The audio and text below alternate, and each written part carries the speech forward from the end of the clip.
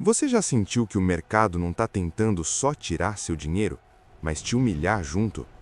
Agora imagina ser um adolescente, sozinho, sem capital, sem nome, e mesmo assim fazer as corretoras da época te proibirem de operar. Não porque você trapaceou, mas porque você descobriu um padrão simples demais para ser aceito. Jesse Livermore virou lenda em Wall Street construindo e perdendo fortunas várias vezes. Mas antes de existir o mito, existia um garoto que olhava números como olha pegadas na neve. Não importava quem passou por ali, importava a direção. E hoje eu vou te mostrar por que esse truque matemático foi tão perigoso que o sistema preferiu expulsar ele do jogo. Mas segura aí, porque no final eu vou te revelar a regra exata que ele anotava no caderninho. A lógica que transformava um quadro de cotações em um mapa de probabilidade. E eu vou te mostrar o momento em que ele entendeu que ganhar não era o mais difícil. O mais difícil era continuar sendo aceito na mesa. Começo do século XX. Uma corretora barulhenta, homem gritando ordens, papel voando e um quadro gigante de giz com cotações. E no meio desse caos, um menino. Aos 14 anos, Jesse sai da escola e vira aprendiz numa corretora. O trabalho dele não era operar, era preencher o quadro de cotações, número por número. Subiu, caiu. Repetiu, subiu de novo. E aqui entra o detalhe técnico que pouca gente entende. Quando você é obrigado a escrever preço o dia inteiro, seu cérebro começa a ver ritmo. Você começa a perceber aceleração, desaceleração, repetição, price action antes de existir esse nome. O mercado não falava com candles, falava com sequência. E Jesse era muito rápido em matemática mental. Rápido demais. Enquanto os outros viam números, ele começou a ver padrões de comportamento. Você já teve esse momento na frente do gráfico? Aquele segundo em que você pensa, isso aqui já aconteceu antes, mas você ignora porque alguém no Twitter te gritou uma notícia? Jesse fez o oposto. Ele comprou um caderno pequeno e começou a registrar variações diárias. Não era adivinhar notícia, era observar repetição. E nesse ponto, o risco já era psicológico, porque quando você começa a enxergar padrão, nasce um instinto novo dentro de você. O instinto da dominação. A sensação de eu enxerguei algo que ninguém enxergou. Só que o mercado pune exatamente essa sensação. E é por isso que a história não começa com milhões, começa com centavos e com uma aposta que não devia dar certo, mas deu. Um colega mais velho chega no Jesse e propõe uma sociedade, apostar na ação Burlington. O Jesse abre o caderno, compara com o histórico e vê um desenho que se repete.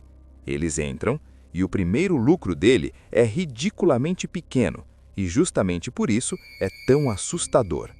$3,12, um número específico, um evento real, porque não é o valor que importa, é a confirmação na mente. Funciona. Daí vem a virada. Aos 15 anos, ele junta $1.000 e leva tudo para a mãe. Dinheiro vivo, pesado, real. Ela não acredita. A mãe olhando aquelas notas como se fosse dinheiro falsificado. E o garoto calado, porque ele mesmo está tentando entender como aquilo aconteceu. E aí entra a crença errada que quebra muito iniciante até hoje. Eu preciso entender o porquê. Jesse não estava preocupado com o porquê Burlington subiu. Ele estava preocupado com o que o preço está fazendo e com a repetição do comportamento. E nessa época, o lugar onde um adolescente sem nome conseguia operar eram as bucket shops, casas de aposta financeiras muitas vezes fraudulentas em que você apostava contra a casa. Você não estava comprando ação de verdade, você estava apostando no movimento. Quer uma pergunta direta? Se você soubesse que a outra ponta do seu trade é uma casa que ganha quando você perde, você teria coragem de aumentar a mão? Jesse teve, e ganhou tanto que começou a acontecer algo que nenhum trader imagina, até viver. O problema não era ele perder, era o problema ele ganhar. E aqui eu preciso citar a referência cultural que mantém essa história viva até hoje, o livro Memórias de um Operador da Bolsa, 1923, de Edwin Lefebvre. Ele virou a Bíblia do mercado não porque ensina setup, mas porque revela a mente sob pressão. Mas espere, daqui a pouco eu vou te mostrar como ele fazia a Bucket Shop aceitar ele de novo, mesmo depois de banir. O truque não era só matemático, era psicológico, e era sujo o suficiente para funcionar, mas inteligente o suficiente para ensinar. Antes de eu continuar e te mostrar o passo a passo, preciso te pedir uma coisa rápida.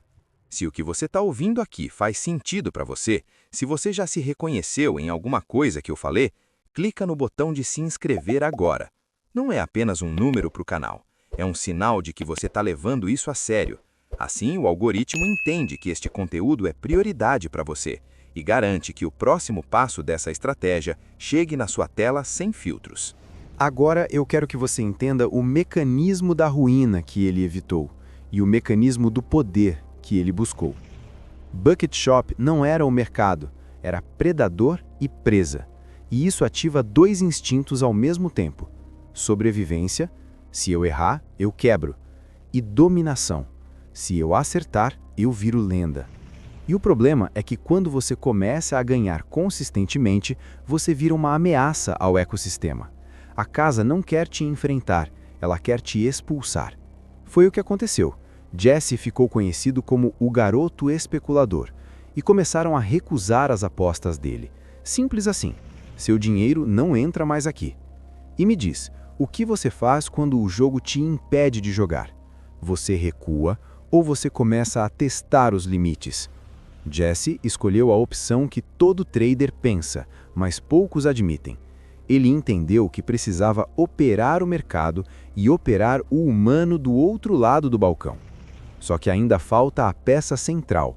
Qual era o truque matemático que alimentava as decisões e qual era a camuflagem psicológica que fazia o gerente abrir a porta para ele de novo?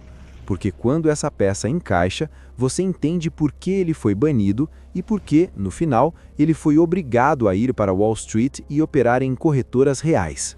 Aqui está o estranho truque, e eu vou te dar em passos, do jeito que você consegue visualizar na tela.